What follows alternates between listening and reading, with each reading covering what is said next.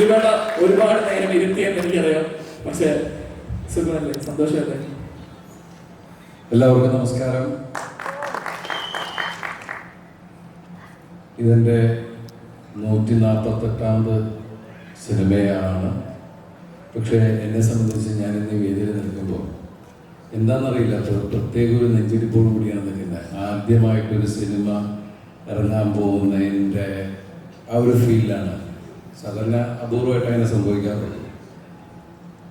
എന്നെ വിശ്വസിച്ച് ഈ സിനിമയിലെ കഥാപാത്രത്തെ ആബേൽ ജോഷുവ മാത്തൻ എന്ന കഥാപാത്രത്തെ ഏൽപ്പിച്ച ഇതിൻ്റെ സംവിധായകൻ രതീഷ്. കാരണം ദിലീപ് എന്ന് പറയുമ്പോൾ എല്ലാവരും എൻ്റർടൈൻമെൻറ്റ് എന്നുള്ള രീതിയിലാണ് കാണുന്നത്. ഇപ്പോൾ ഒരു ആക്ടർ എന്നുള്ള രീതിയിൽ ഈ 28 വർഷമായിട്ട് വളരെ വ്യത്യസ്തമായിട്ടുള്ള ഒരുപാട് വേഷങ്ങൾ എനിക്ക് കൈകാര്യം ചെയ്യാൻ അവസരം തന്ന എൻ്റെ പ്രിയപ്പെട്ട പ്രേക്ഷകർ, എൻ്റെ പ്രിയപ്പെട്ട നിർമ്മാതാക്കൾ, എൻ്റെ സംവിധായകർ, എൻ്റെ എഴുത്തുകാർ, എൻ്റെ ആർട്ടിസ്റ്റുകൾ, ഒരുപാട് പേര്, എല്ലാവരോടും കടപ്പാട് നന്ദിയും ഈ അവസരത്തിൽ അറിയിക്കുകയാണ്. ഒരു ആക്ടറെ സംബന്ധിച്ച് ഡിഫറൻ്റ് ആയിട്ടുള്ള വേഷങ്ങളിലൂടെ പോകുക എന്നുള്ളത് നമ്മുടെ സ്വപ്നം, ആഗ്രഹമൊക്കെയാണ്. അതിന് ശരിക്കും പറഞ്ഞാൽ ഒരുപാട് പേരോട് നന്ദി പറയാനുണ്ട്. കാരണം തമാശ മാത്രം ചെയ്തുകൊണ്ടിരുന്ന സമയത്താണ് ഈ വേദിയിൽ എന്ന് പറയാം, ജോഷി സാറ് വളരെ ശക്തമായിട്ടുള്ള അന്നത്തെ വാളയാറിലൂടെ സ്പിരിറ്റ് കിടക്കുന്ന ശരിക്കൊരു ആക്ഷൻ ഓറിയന്റഡ് അങ്ങനെയുള്ള രീതിയിൽ ചെയ്യാവുന്ന സിനിമയുടെ ഒരു തുടക്കം. പിന്നീട് സാറ് തന്നെയാണ് എന്നെ കേരളത്തിൻ്റെ ഹോം മിനിസ്റ്റർ ആക്കിയത്. സാറ് തന്നെ.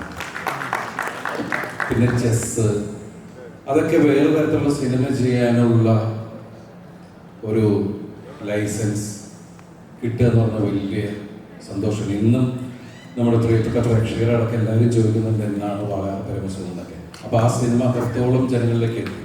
ഇപ്പം തമാശ മാത്രം ചെയ്തിരുന്ന സിനിമകളിൽ നിന്ന് വ്യത്യസ്തമായിട്ടുള്ള കഥാപാത്രങ്ങളിലേക്ക് കടക്കാനുള്ള അവസരം തന്ന എൻ്റെ പ്രിയപ്പെട്ട സംവിധായകരോട് ഈ സമയത്ത് ഞാൻ നന്ദി പറയുക. അങ്ങനെ പല സിനിമകൾ ചെയ്ത് ഇന്നിപ്പോൾ തങ്കമണി എന്ന സിനിമയിൽ എത്തി നിൽക്കുകയാണ്. 1986 തങ്കമണി കട്ടപ്പനയിലെ, ഇടുക്കി ജില്ലയിലെ കട്ടപ്പനയുടെ അടുത്തുള്ള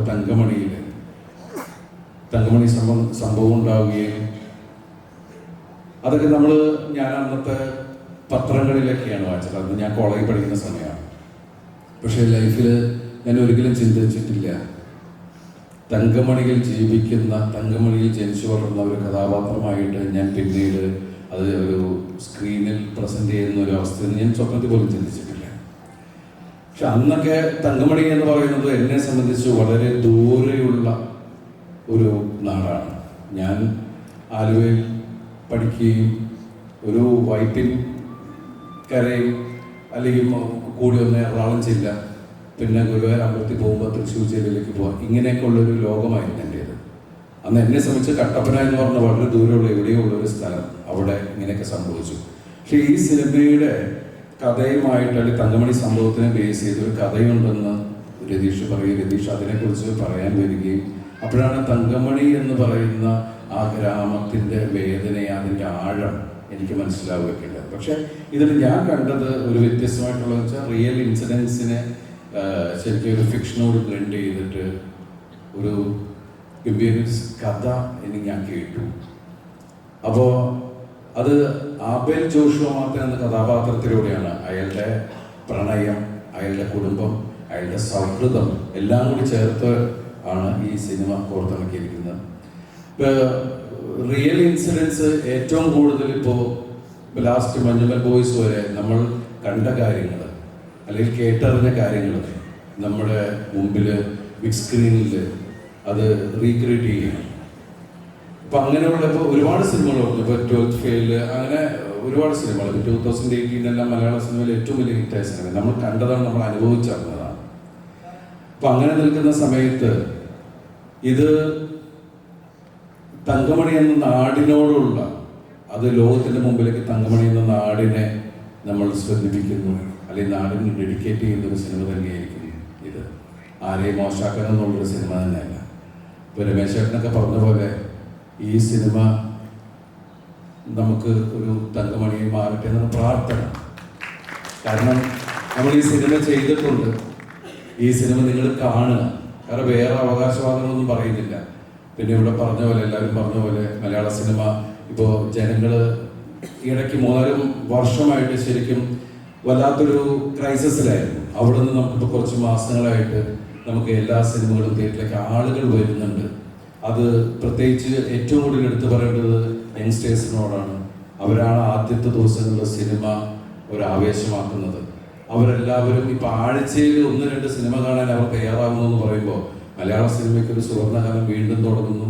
അതിലേക്ക് ആ കൂട്ടത്തിൽ ഈ സിനിമയും കൂടി കരുതണമേ എന്നാണ് നമ്മുടെയൊക്കെ പ്രാർത്ഥന. അതുപോലെ തന്നെ ഈ സിനിമയിൽ എൻ്റെ കൂടെ അഭിനയിച്ച ആളുകൾ, അതിൽ ഇപ്പോൾ പ്രണീത ഇവിടെ ഉണ്ടായിരുന്നു. പ്രണീത വളരെ ഇന്നത്തെ ഫ്ലൈറ്റ് എന്നൊക്കെ പറഞ്ഞിട്ടാണ് പോയത്.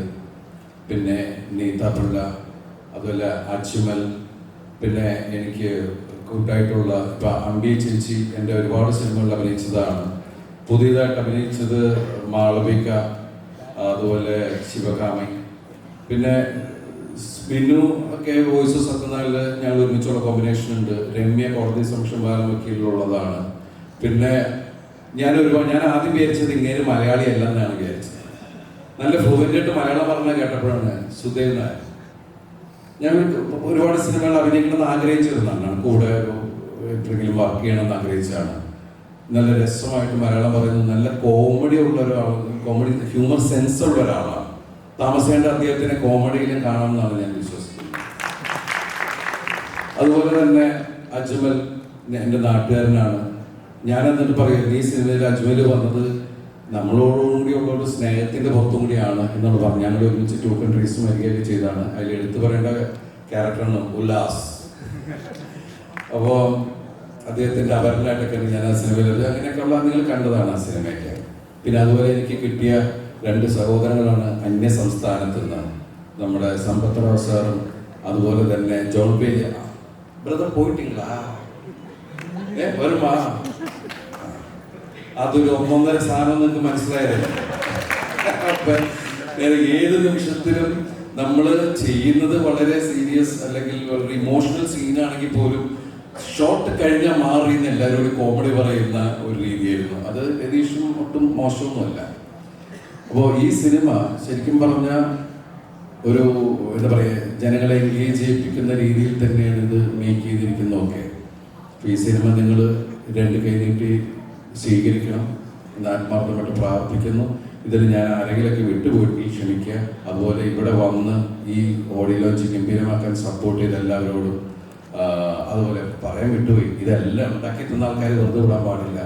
കാരണം സൂപ്പർ ഫിലിംസ് ചൗധരി സർ, അതുപോലെ റാഫിക്ക, ഇഫാർ മീഡിയ, അതുപോലെ ഇതിനെല്ലാം ഞങ്ങൾക്ക് ഈസി ടു കമ്മ്യൂണിക്കേറ്റ് ചെയ്യുന്ന സുജിത്ത്, ഇതിൻ്റെ ഡിസ്ട്രിബ്യൂഷൻ.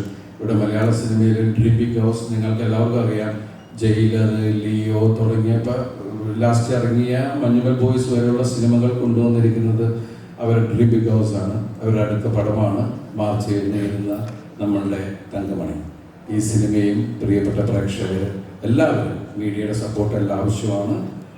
നിങ്ങൾ ഈ സിനിമ ഗംഭീരമാക്കി തരിക, ഇതൊക്കെയാണ് ഞങ്ങളുടെ പ്രാർത്ഥന. അതുപോലെ ഇവിടെ വന്ന എല്ലാവരോടും പ്രിയപ്പെട്ട സമയം ജസ്ജോക്ക് പറഞ്ഞത് ശരിയാണ്.